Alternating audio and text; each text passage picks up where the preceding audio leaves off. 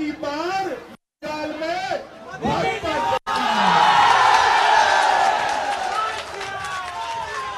और अब बारी है।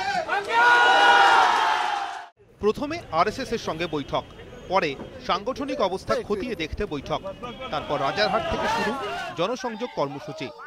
বুথ স্তরে প্রস্তুতি নিয়ে কর্মীর বাড়িতে বৈঠক অমিত শাহ।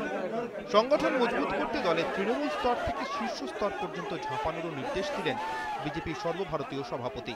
संगठन की छोटे से छोटी इकाई से लेकर बड़े से बड़ी इकाई तक भारतीय जनता पार्टी एकजुट होकर बंगाल में सरकार बनाने के लिए कटिबद्ध है। ঠিক হয়েছে ভোটারদের সঙ্গে যোগাযোগ বাড়াতে তাদের মন বুঝতে বাড়ি বাড়ি যাবেন বিজেপি কর্মীরা। নতুন কর্মীদের দলে টানতেও সক্রিয় হবে দল। উত্তরপ্রদেশের ধাঁচেই রাজ্যের সব প্রান্তে দলকে ছড়িয়ে দেওয়ার কৌশল নিতে চাইছেন অমিত। पश्चिम बंगाल का हमारा यूनिट ये एक एक मिनट एक एक क्षण भारतीय जनता पार्टी के विस्तार में करेगा। রাজ্যে তৃণমূলকে চ্যালেঞ্জ ছুঁড়তে জনসংযোগকেই হাতিয়ার করার পরামর্শ বিজেপি সভাপতির। কিভাবে সেই কাজ হবে, রাজ্য সফরের তৃতীয় দিনে রাজারহাটে সেটাই বোঝালেন সর্বভারতীয় বিজেপি সভাপতি।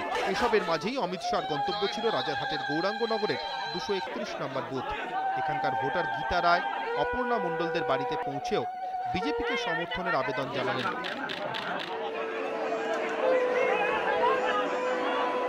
বুথ সংগঠনকে শক্তিশালী করতে ফের জোর দিলেন সেই জনসংযোগের ওপরেই।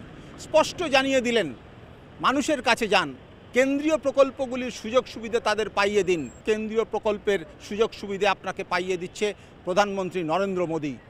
ক্যামেরায় শেখ রনির সঙ্গে অরূপ দত্ত, ইটিভি নিউজ বাংলা, কলকাতা।